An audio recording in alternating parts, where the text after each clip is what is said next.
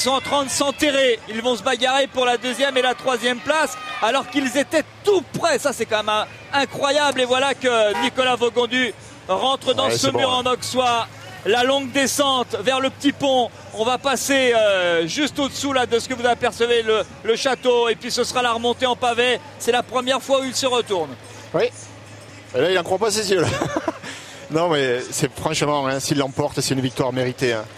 Il a quand même fait un sacré numéro. Là, je pense qu'il tient maintenant et qu'il est le bon bout.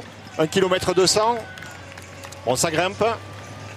Voilà, le pont. On est passé au-dessus de la rivière, l'Armançon, et puis maintenant, eh bien, c'est 500 mètres de pavé. Ça monte. C'est là qu'il aurait pu perdre ce titre de champion de France, mais il a suffisamment d'avance. Il aperçoit la flamme rouge, le kilomètre, et Nicolas Vaugondu va retrouver un maillot de champion de France. Ça, je crois que même dans ses rêves les plus fous, il n'y avait pas pensé. Il était décontracté ce matin au départ. Relax dans cette équipe Agritubel où il y a, c'est vrai, un esprit remarquable autour de Christophe Moreau. On va compter avec l'équipe Agritubel et ces quatre-là peuvent se mordre les doigts. Parce qu'ils avaient fait le plus dur, revenir sur Nicolas Vaugondu, et à se regarder, eh bien, ils ont abandonné le titre de champion de France. C'est toujours la problématique lorsqu'on est à 4 et qu'on arrive dans les derniers kilomètres. On commence à calculer les efforts. Est-ce qu'on ne va pas faire l'effort de trop qui va nous coûter la victoire par la suite? Arnaud Coyot qui démarre pour la seconde place. Et Vaugondu qui est dans la dernière ligne droite. Très très longue. Plus de 600 mètres. Derrière. Les derniers mètres de pavé pour le nouveau jour de gloire de Nicolas Vaugondu, qui va retrouver, c'est quand même quelque chose de formidable.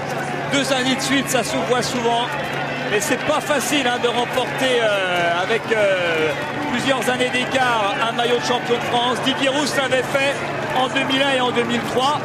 C'est Nicolas Vaugondu qui lui avait piqué en 2002. Eh bien, 6 ans après, le coureur de gloire, désormais porteur du maillot Agritubel, Nicolas Vaugondu, salué par une foule immense sous le soleil de la Côte d'Or. Ce couvre d'or et de bleu, blanc, rouge, le sacre à Semur-en-Aixois d'un garçon qui a fait un championnat de France magnifique, remarquable. Il a construit sa victoire tout seul, vraiment comme un grand, comme un très grand qu'il est aujourd'hui. Nicolas Vaugondu, champion de France 2008.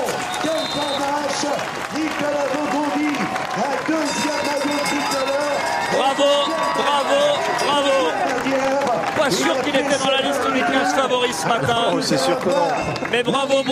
Et le Beauvaisien Arnaud Coyot en bonne position pour devenir vice-champion de France et peut-être gagner sa place à côté d'Alejandro Valverde. C'est Julien Loubet qui vient terminer à la 3e place. Regardez Dimitri Champion qui a fait beaucoup d'efforts tout à l'heure et qui a accusé le coup dans le final. Voilà, Coyot second. Grande déception quand même pour Arnaud Coyot, le Beauvaisien, vice-champion de France, et le Toulousain Julien Loubet qui va compléter ce podium avec un ancien et des jeunes. La 4e place pour Dimitri Champion.